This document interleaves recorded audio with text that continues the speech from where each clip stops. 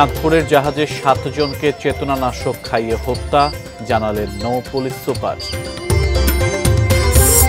আশুলিয়ায় লাশ পোড়ানো ঘটনায় সাবেক এমপি সাইফুল ও 4 পুলিশ কর্মকর্তার বিরুদ্ধে পরোয়ানা। গণহত্যার সাথে জড়িতদের বিএনপিতে ঠাঁই হবে না বললেন মির্জা ফখরুল। এবং পদ্মা সেতু দিয়ে ঢাকা খুলনা রুটে বহুল প্রত্যাশিত ট্রেন চলাচল শুরু।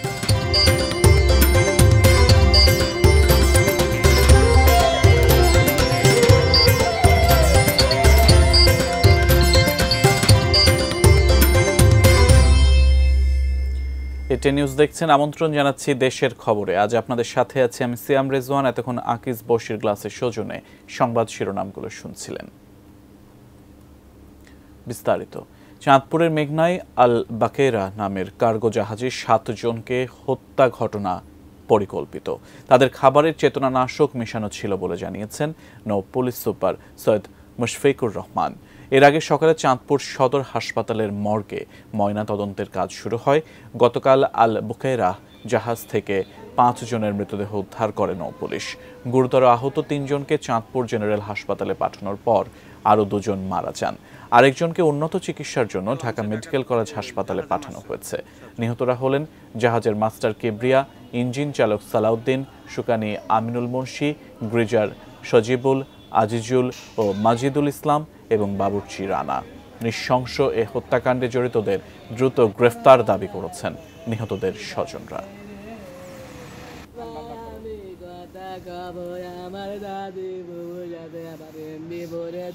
এই ঘটনাটা মেরিন সেক্টরে প্রতিনিয়তই ঘটতেছে। অনেক ডাকাতের সংখ্যা অনেক বেড়ে গেছে। আঘাতের ধরন আপনার ধারালো অস্ত্র দেওয়া একই জায়গায় সবাইকে কোপানো হয়েছে। এটা কোনো মতেই এটা ডাকাতি বলা যায় না, এটা একদম পরিকল্পিত একটা হত্যাকাণ্ড। আমি এর সুষ্ঠু তদন্তের মাধ্যমে বিচার দাবি করছি।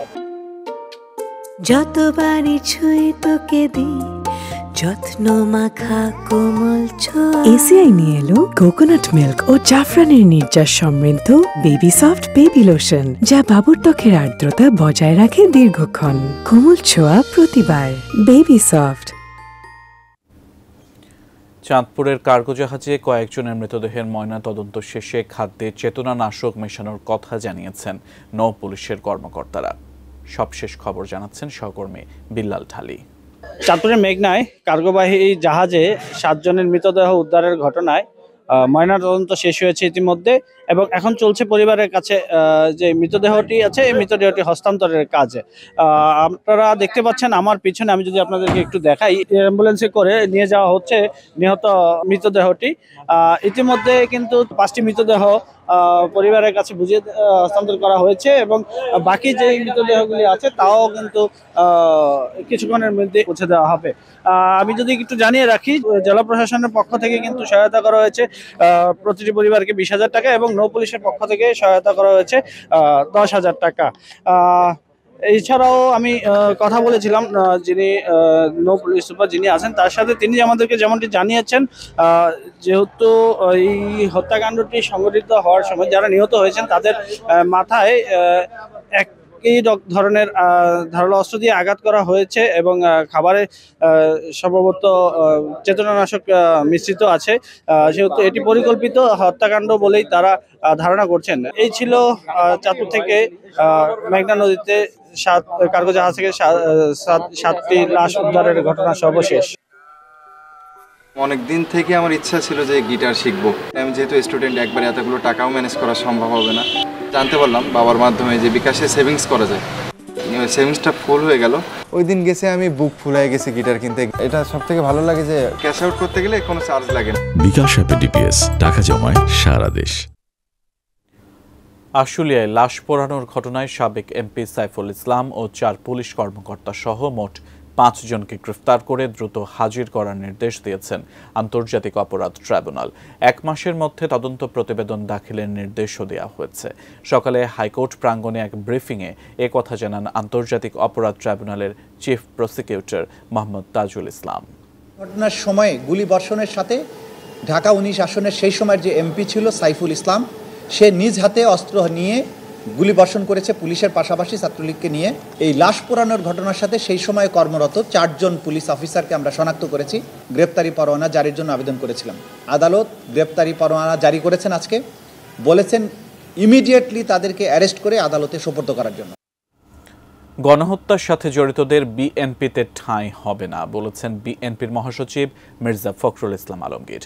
সকালে ঠাকুরগাঁও প্রেস ক্লাব মাঠে শীত বস্ত্র বিতরণ শেষে সাংবাদিকদের প্রশ্নের জবাবে এ মন্তব্য করেন তিনি। যে পার্লামেন্ট জনগণের যে নির্বাচিত যে পার্লামেন্ট, সেই পার্লামেন্ট দিয়ে দেশ পরিচালনা করতে হবে, সেই সরকার দিয়ে দেশ পরিচালনা করতে হবে। That is the only out. অন্য কোনো উপায় আছে বলে আমার জানা নাই। যারা সন্ত্রাসী, যারা গণহত্যার সঙ্গে জড়িত হয়েছিল, যারা হত্যা করেছে, দুর্নীতির সঙ্গে জড়িত, তাদের কাউকে বিএনপিতে নেওয়া হবে না। পদ্মা সেতু দিয়ে চালু হলো ঢাকা খুলনা ও ঢাকা বেনাপোল রুটে ট্রেন চলাচল।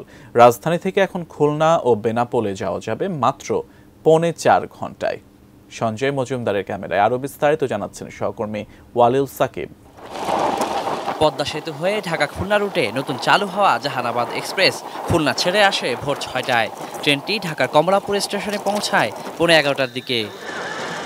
যেখানে বঙ্গবন্ধু সেতু হয়ে ঢাকা খুলনা রুটে প্রায় 9 ঘন্টা লাগতো, সেখানে পদ্মা সেতু হয়ে মাত্র 4.25 ঘন্টায় গন্তব্যে পৌঁছালেন যাত্রীরা। প্রথমবারের মতো নতুন এই যাত্রাপথের সাক্ষী হয়ে তাই তো দারুণ উচ্ছ্বসিত তারা। চালু হওয়াতে আমাদের খুলনাবাসীর জন্য খুবই ভালো একটা ব্যাপার হলো। যারা চাকরিজীবী তারা সকালে উঠে এখানে এসে জব করে জবে অ্যাটেন্ড করতে পারবে, এটা ডেফিনেটলি অনেক ভালো। এদিকে ঢাকা বেনাপোল রুটে রূপসী বাংলা এক্সপ্রেস ট্রেন ধরতে সকাল থেকেই অপেক্ষায় ছিলেন অনেকে। উদ্বোধন হওয়া ট্রেনগুলো দক্ষিণ পশ্চিমাঞ্চলের মানুষের জন্য নতুন দিগন্ত উন্মোচন করবে বলেই মনে করছেন যাত্রীরা। আমরা 2.5 ঘন্টার ভিতরে যশোরে পৌঁছাইতে পারতো। আগে তো আমাদের অনেক সময় লাগতো, তখন আমাদের খুব কষ্ট হতো।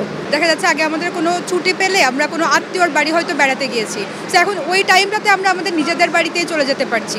এর আগে সকালে কমলাপুর রেলওয়ে স্টেশনে ঢাকা খুলনা ও ঢাকা বেনাপোল রুটে 2 জোড়া ট্রেনের উদ্বোধন করা হয়। এ সময় চীনের রাষ্ট্রদূত ইয়া ওয়েন জানান, বরাবরের মতোই বাংলাদেশের উন্নয়নের যাত্রায় পাশে থাকবে চীন। বাংলাদেশে চীনের করা এটাই সবচেয়ে বড় রেল প্রজেক্ট। চীন শুরু থেকেই অন্তর্বর্তী সরকারের পাশে ছিল। বরাবরের মতোই বাংলাদেশের উন্নতিতে সব সময় পাশে থাকবে চীন। আনুষ্ঠানিক উদ্বোধন শেষে রেলপথ উপদেষ্টা ফাউজুল করিম খান বলেন, রেলওয়ের অনেক অপব্যয় রয়েছে, খরচ কমানো গেলে রেল সেবার প্রত্যাশা পূরণ হবে। ব্যয় সাশ্রয়ী হতে হবে আমাদের ব্যয়। আমাদের যেমন যে কোনো প্রকল্পেরই ব্যয় আপনি দেখবেন যে তুলনামূলকভাবে ভারতের তুলনায় কিংবা আশেপাশের দেশের তুলনায় অনেক বেশি। Waliul Sakib, ATN news, Dhaka. দেশের খবর দেখছেন, সময় হলো বিরতিতে যাবার। ফিরে অন্যান্য খবরের সাথে আরো যা থাকছে। পরিকল্পিত হত্যাকাণ্ডের শিকার সীমান্ত ও জসিম, দাবি স্বজনদের। উখিয়ার কুতুপালং রোহিঙ্গা ক্যাম্পে আগুন, 1 শিশুর মৃত্যু।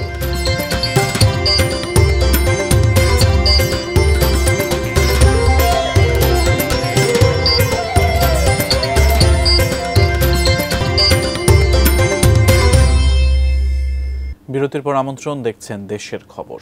সমসাময়িক বিভিন্ন ইস্যু নিয়ে রাজধানীর হেয়ার রোডের ফরেন সার্ভিস একাডেমিতে সংবাদ সম্মেলন করছে প্রধান উপদেষ্টা প্রেস উইং। আমরা সরাসরি যুক্ত হতে চাই সেই সংবাদ সম্মেলনে। সেইটা আলোকে আজকে ক্যাবিনেটে জানিয়ে দেওয়া হয়েছে যে এটা আমরা জাস্ট নেগোসিয়েশনটা লঞ্চ করেছি তাদের সাথে।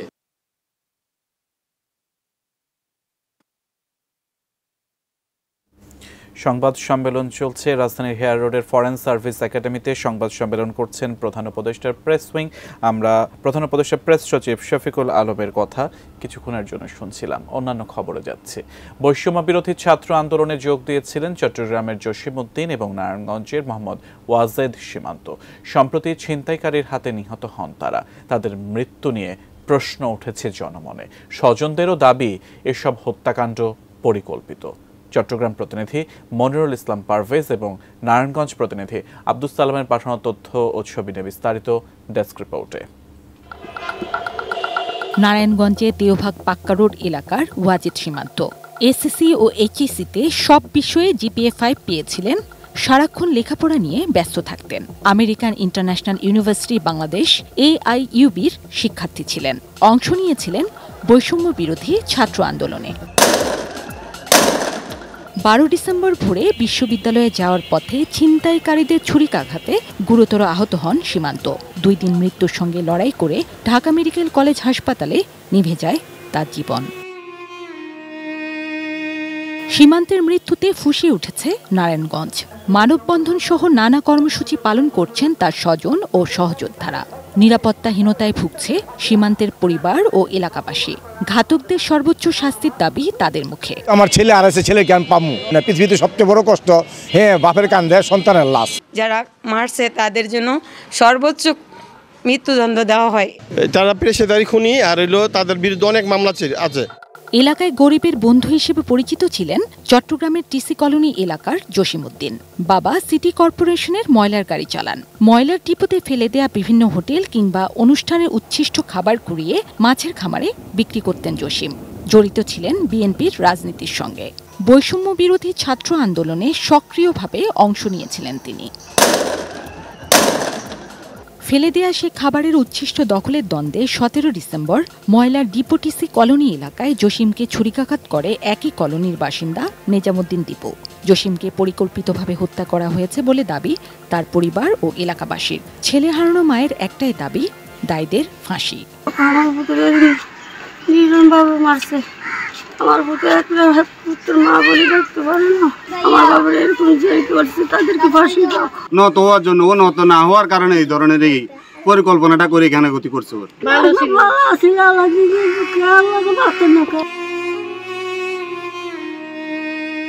সন্তান হারিয়ে শোকে ডুবে আছে 2 পরিবার। ঘাতকদের সর্বোচ্চ শাস্তির দাবি স্বজনদের।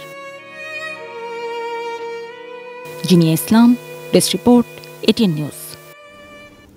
কক্সবাজারের উখিয়ায় কুতুপালং রোহিঙ্গা ক্যাম্পে অগ্নিদগ্ধ হয়ে এক শিশুর মৃত্যু হয়েছে। ফায়ার সার্ভিসের 6টি ইউনিটের প্রচেষ্টায় আগুন নিয়ন্ত্রণে আসে। উখিয়া থানার ওসি মোহাম্মদ আরিফ হোসাইন জানান, দুপুরে উখিয়ার লাম্বাসিয়া 1 ওয়েস্ট রোহিঙ্গা ক্যাম্পের ডি ব্লকে একটি বসত ঘরে আগুন লাগে। মুহূর্তে আগুন আশপাশে ছড়িয়ে পড়ে। অতিরিক্ত শরণার্থী ত্রাণ ও প্রত্যাবাসন কমিশনার শামসুদ্দৌজা জানিয়েছেন, আগুন নিয়ন্ত্রণে উখিয়া এবং টেকনাফ থেকে ফায়ার সার্ভিসের 6টি ইউনিট আসে। এছাড়া এপিবিএন, থানা পুলিশ এবং সেনা সদস্যরাও আগুন নিয়ন্ত্রণে যোগ দেন।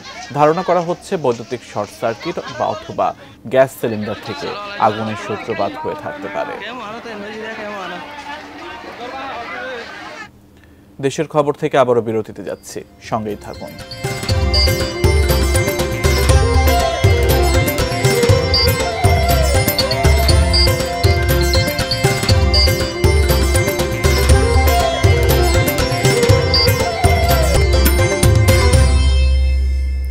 আবার আমন্ত্রণ, দেশের খবর দেখছেন। কিশোরগঞ্জের হাওর উপজেলা ইটনায় মহান বিজয় দিবস উপলক্ষে বিজয় উৎসব করছে বিএনপি। ইটনা সরকারি কলেজ মাঠ থেকে আরও বিস্তারিত জানাতে যুক্ত হচ্ছেন প্রতিনিধি শফিক আদনান। শফিক আদনান, বিজয় উৎসবের আয়োজনে কি কি থাকছে বিস্তারিত জানাবেন। সিয়াম, এবারের বিজয়ের মাসে কিশোরগঞ্জে বিজয়ের কোনো উৎসব, বড় কোনো উৎসব পালিত হয়নি। তবে জেলার হাওর উপজেলা ইটনায় জেলা যে উপজেলা বিএনপি আছে তারা আজকে বিজয় উৎসবের আয়োজন করেছে। এ উপলক্ষে ইটনা সরকারি কলেজ মাঠে এখন উৎসবের প্রথম পর্ব আলোচনা সভা শুরু হয়েছে। এতে প্রধান অতিথি হিসাবে উপস্থিত রয়েছেন বিএনপির চেয়ারপারসন বেগম খালেদা জিয়ার উপদেষ্টা বীর মুক্তিযোদ্ধা অ্যাডভোকেট ফজলুর রহমান। এতে জেলা বিএনপির নেতারাও উপস্থিত আছেন। তো আজকের যে বিজয় উৎসব, এই বিজয় উৎসবের প্রধান আকর্ষণ হচ্ছে স্থানীয় যে বীর মুক্তিযোদ্ধারা আছেন তাদের সম্মাননা দেওয়া। এখন এই বীর মুক্তিযোদ্ধাদের সম্মাননা দেওয়া হচ্ছে, তাদের ফুল ও ক্রেস্ট দেওয়া হচ্ছে।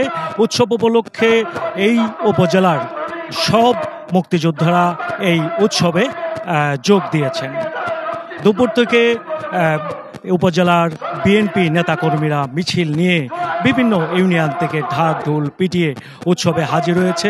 এখনও কিন্তু বিভিন্ন এলাকা থেকে মিছিল নিয়ে এখানে লোকজন আসছে। পুরো মাঠ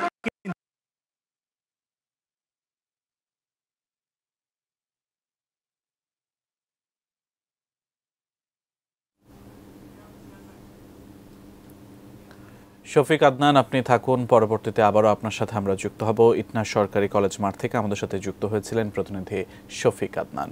অন্যান্য খবরে যাচ্ছি। আজ দিন পেরোলেই শুরু হচ্ছে পবিত্র প্রহর, প্রভু যিশুর জন্মতিথি বড়দিন। উৎসবের আমেজ দেশের খ্রিস্টান পল্লীগুলোতে। রাঙামাটি প্রতিনিধি পুলক চক্রবর্তী ও মেহেরপুর প্রতিনিধি উম্মে রোজিনা জানিয়েছেন জেলা দুটিতে বড়দিন পালনে প্রাক প্রস্তুতির কথা। বিস্তারিত দেখুন ডেস্ক রিপোর্টে। মেহেরপুরের খ্রিস্টান পল্লীগুলোতে লেগেছে উৎসবের রং। পাড়ায় পাড়ায় তৈরি করা হয়েছে গোশালা, বাড়িতে বাড়িতে চলছে শান্তির প্রতীক স্টার, সেজেছে গির্জাগুলো। মধ্যরাতে প্রার্থনার মধ্য দিয়ে শুরু হবে বড়দিনের আনুষ্ঠানিকতা। বড়দিনের উপলক্ষে আমরা যে এরকম সাজবো সেরকম সাজি, ফ্রেন্ডদের সাথে একটু ঘোরাঘুরি করি। আমাদের 25 তারিখে আমরা কীর্তন নিয়ে বেরোই। আমাদের গ্রামের যে যেখানেই আছে, বিশেষ করে বাংলাদেশে অথবা বাহিরে, এই দিনটার জন্য সকলে একসাথে আসে। এইটা আমাদের একটা মিলন মেলা। মেহেরপুর জেলায় 29টি গির্জা রয়েছে। বড়দিন উপলক্ষে প্রতিটি গির্জার পাশে বসবে মেলা। সকল ধর্মের মানুষকে নিয়ে পবিত্র দিনটি পালন করতে প্রস্তুত খ্রিস্টান ধর্মাবলম্বীরা। আমরা আরও প্রার্থনা করব যে সবাই যেন ঈশ্বরের আশীর্বাদ নিয়ে আমরা যেন সুস্থ থাকি, ভালো থাকি এবং একে অন্যের মঙ্গল কামনা করতে পারি, একে অন্যের পাশে থাকি। পার্বত্য জেলা রাঙামাটি শহরে 7টি খ্রিস্টান পল্লী। কাপ্তাই, চন্দ্রঘোনা ও বিলাইছড়ির পাংখোপাড়ার খ্রিস্টান ধর্মাবলম্বী চাকমা, ত্রিপুরা, পাংখো, খিয়াং সম্প্রদায়ের মানুষ বড়দিন উদযাপন করবেন নানা আয়োজনে। চলছে তারই আনন্দমুখর প্রস্তুতি। বড়দিনে শুধু আমরা আনন্দ করি না, এবং দেশের জন্য, সমাজের জন্য এবং পরিবারের জন্য মঙ্গল প্রার্থনা করে থাকি। সহযোগিতার মধ্য দিয়ে যেন আমরা আমাদের আধ্যাত্মিক জীবন সুন্দর করতে পারি এবং ঈশ্বরের সাথে, মানুষের সাথে সম্পর্কটাকে আরো গভীর করতে পারি, বড়দিন আমাদের সেই বার্তা দেয়। শুভ বড়দিনে দেশ ও বিশ্বের মানুষের মুক্তি ও যুদ্ধ বিগ্রহ বন্ধের জন্য ঈশ্বরের কাছে প্রার্থনা করবেন খ্রিস্টান ধর্মাবলম্বীরা। Shamsul Arefin, desk report, ATN news.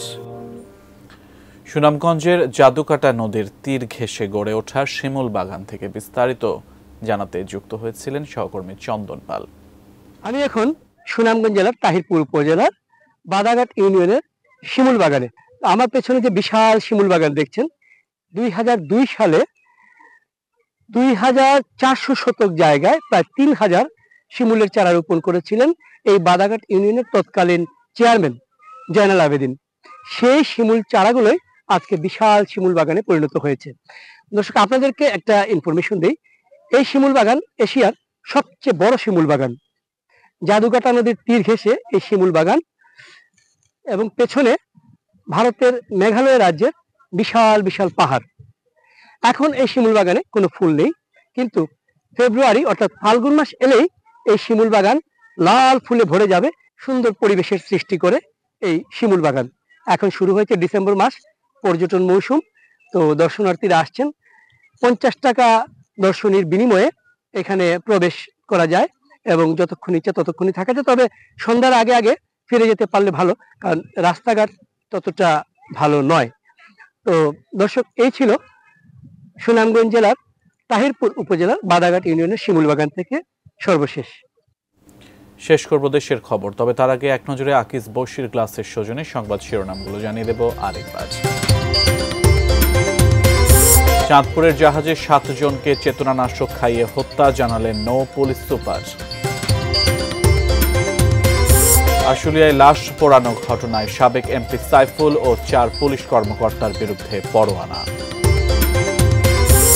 গণহত্যার সাথে জড়িতদের বিএনপিতে ঠাঁই হবে না বললেন মির্জা ফখরুল। পদ্মা সেতু দিয়ে ঢাকা খুলনা রুটে বহুল প্রত্যাশিত ট্রেন চলাচল শুরু। পরিকল্পিত হত্যাকাণ্ডের শিকার সীমান্ত ও জসিম, দাবি স্বজনদের।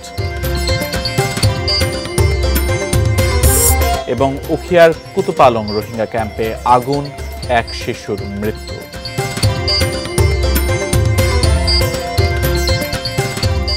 দেশের খবর ছিল এ পর্যন্ত। এতক্ষণ সাথে থাকার জন্য ধন্যবাদ সবাইকে।